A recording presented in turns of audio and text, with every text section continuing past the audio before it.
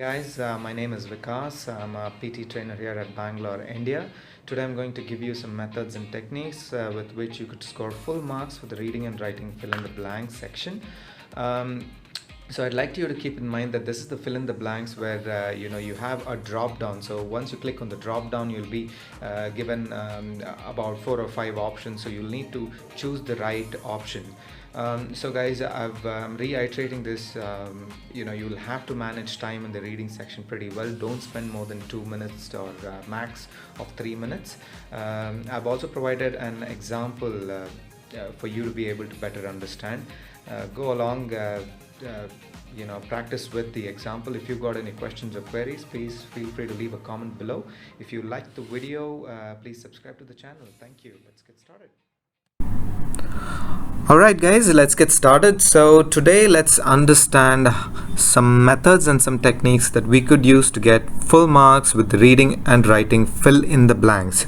So basically this is the fill in the blanks question type of the reading section, which has basically a drop down with the help of which you choose the relevant word.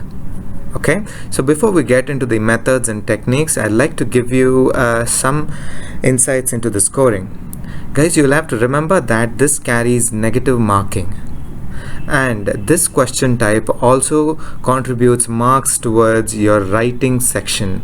It also contributes to your spelling section, interestingly. Okay, make sure that you finish it in less than 2 minutes. Now when I say it carries negative marking, you cannot get less than anything less than 0, but then the marks that you get for the right options gets negated by the answers which are incorrect. If you've gotten 2 right answers and 1 wrong answer, you will only get 1 mark for it, because the 1 wrong answer negates the 1 mark that you got for the correct answer. So eventually you're left with just 1 mark.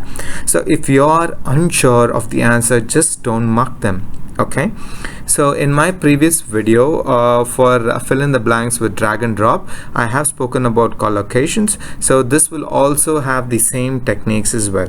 Before we get into the details of the methods and techniques, let's just quickly look at an example here.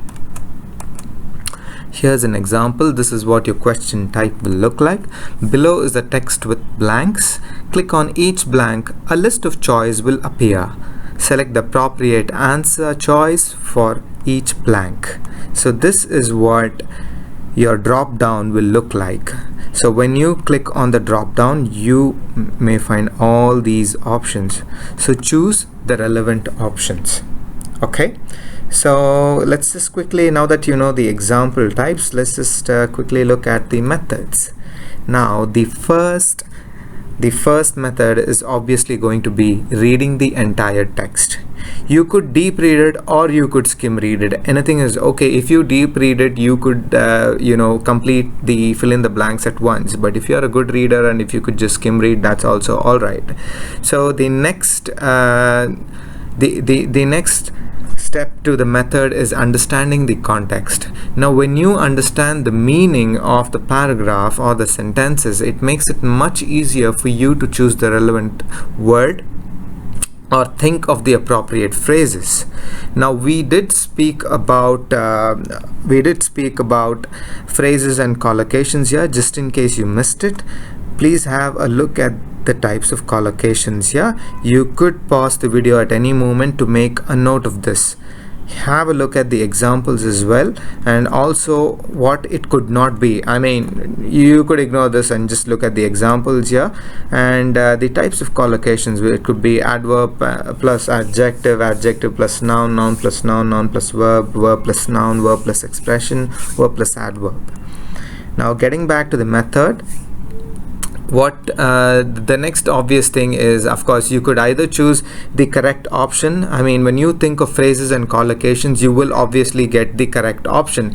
In case you are you're unsure, but you want to give it a try, just go ahead and use the elimination method. If you're sure of the options that are incorrect, you'll obviously be left with the ones that are correct, so you could use that method as well. In case you're not sure at all, don't go ahead and mark them, because it carries negative marking.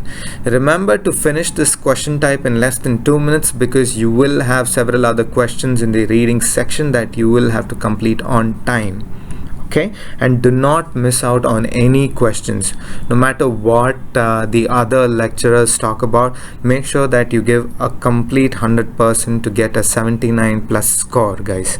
Okay, now read. Once you've done selecting the correct options, just go ahead and spend about 10 or 20 seconds to quickly read the paragraph completely. Now when you read the paragraph, it should make sense to you. Okay, there should not be a leap of faith. Just don't guess the answer. When you read it, it should make sense. A lot of the questions are quite simple. They're just really big, so you'll have to spend some time on reading them.